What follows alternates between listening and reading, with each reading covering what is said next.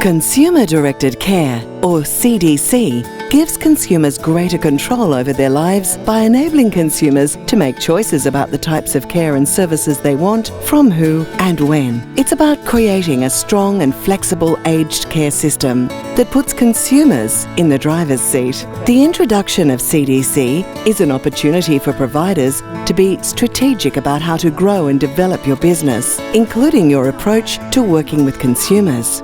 So consumer-directed care is predominantly around the client deciding for themselves what it is that they want to have in their lives and to drive those choices around their goals, and we are here to help them achieve those goals. 150 who are deemed CDC ready, but we also need to understand how we're going to get the remaining 27 clients so that we've got full CDC package readiness. Understanding the cultural changes required to implement CDC can improve your relationship with your consumers. It provides an opportunity to reassess your organisation's culture, how you operate, how you approach your work, and how you engage with your consumers.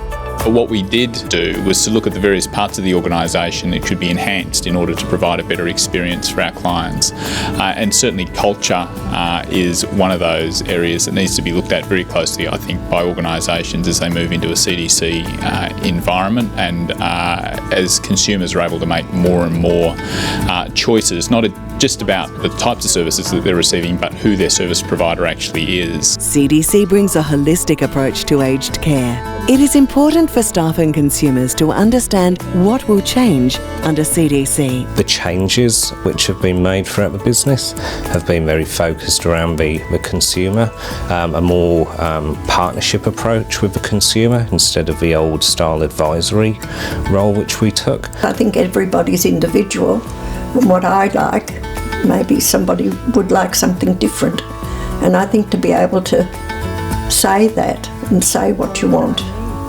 You don't want people to fuss, but you want somebody there to help. We're absolutely moved from those traditional days where it was about helping a client out with their hygiene and shopping.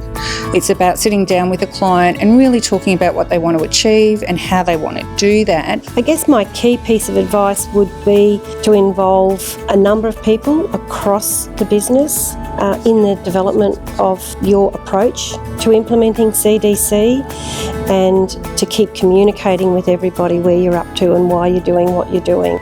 These changes for Joyce means that she has full control over what her choices are, and she can design her own care plan and let us know what she needs and wants.